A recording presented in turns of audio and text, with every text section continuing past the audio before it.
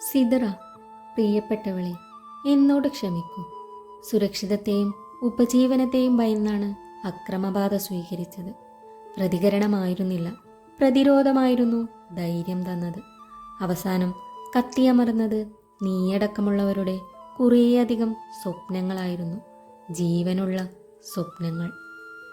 നിങ്ങൾ അടുത്ത് വായിച്ച പുസ്തകങ്ങളെ അണ്ടർ റേറ്റഡ് അഥവാ അർഹിക്കുന്ന മൂല്യം ലഭിക്കാതെ പോയവ ഏതാണെന്ന എൻ്റെ ഇൻസ്റ്റാ Q&Aയിൽ ലഭിച്ച മറുപടികളിലൊന്നായിരുന്നു മൈസൂന ഹാനിയുടെ ജലാലാബാദിലെ നക്ഷത്രങ്ങൾ എന്ന പുസ്തകം. അന്നാണ് ഞാനും ഈ പുസ്തകത്തെക്കുറിച്ച് അറിയുന്നതും പിന്നീട് വാങ്ങി വായിച്ചതും. തുടക്കക്കാരിയുടെ യാതൊരു പതർച്ചകളുമില്ലാതെ മനസ്സിൻ്റെ ഉള്ളിൽ ആഴ്ന്നിറങ്ങുന്ന ഓരോ കഥകളിലെയും വികാരങ്ങൾ വായനക്കാരൻ്റെയും മനസ്സിനെ തൊട്ടുണർത്തുന്ന രചനാശൈലി. വ്യത്യസ്തമായ വിഷയങ്ങളെ ആസ്പദമാക്കിയുള്ള 10 കഥകളടങ്ങുന്ന ഒരിരുപ്പിൽ വായിച്ചു തീർക്കാവുന്ന ചെറിയൊരു കഥാസമാഹാരം.